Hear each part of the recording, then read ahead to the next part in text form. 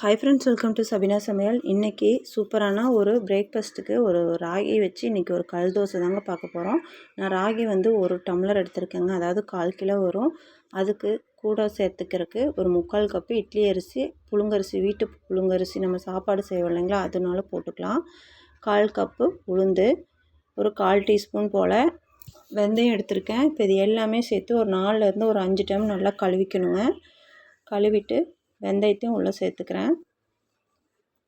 இது வந்து இட்லி, பணியாரம், கல் தோசை எல்லாமே செய்யலாங்க. ரொம்ப சாஃப்டாக இருக்கும். இப்போ பாருங்கள், நல்லா கழுவியாச்சு.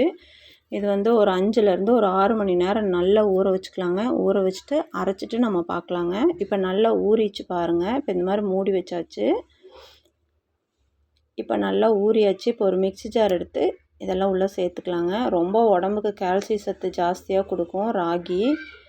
அடிக்கடி இது உடம்புக்கு எடுத்துக்கிறது ரொம்ப நல்லதுங்க.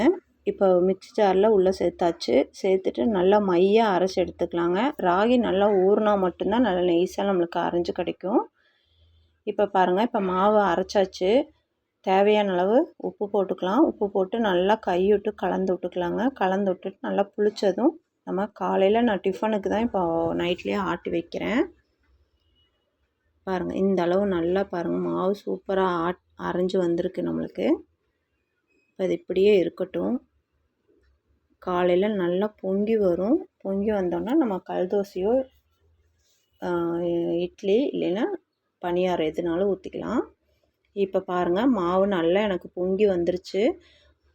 கொஞ்சம் உப்பு எனக்கு பத்தாமல் இருந்ததுங்க, அதனால் நான் கொஞ்சம் உப்பு சேர்த்துக்கிட்டேன். கல் தோசைக்கு நான் கேரட்டு சொரவே எடுத்துருக்கேங்க. இப்போ அது என்னென்ன உள்ளே சேர்த்தலான்னு பார்க்கலாம்.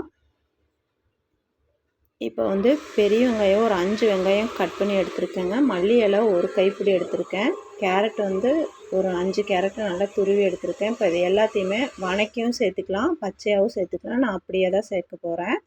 இப்போ எல்லாத்தையும் உள்ளே சேர்த்தாச்சுங்க. சேர்த்துட்டு மாவோட நல்லா மிக்ஸ் பண்ணி விட்டுக்கலாம். இப்போ மாவோட நல்லா கலந்து விட்டுக்கலாம்.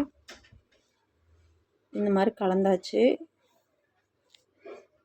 இப்போ கல் வச்சுக்கலாம், தோசைக்கல் வச்சுட்டு இப்போ நம்ம ஊற்றி எடுத்துக்கலாம். ரொம்ப அருமையாக பாருங்கள் எவ்வளோ சாஃப்டாக வந்திருக்குன்னு. அதுக்கு நான் சைடிஷாக வந்து ஒரு கார சட்னி அரைக்கலாம், ஆனால் தேங்காய் சட்னி தான் ரொம்ப சூப்பராக இருக்குங்க. அவ்வளோதாங்க, அருமையான நம்மளுக்கு கேழ்வரகு கல் தோசை ரெடி ஆயிடுச்சு. உங்கள் வீட்லேயும் ட்ரை பண்ணி பாருங்கள். அதுதான் பாய்.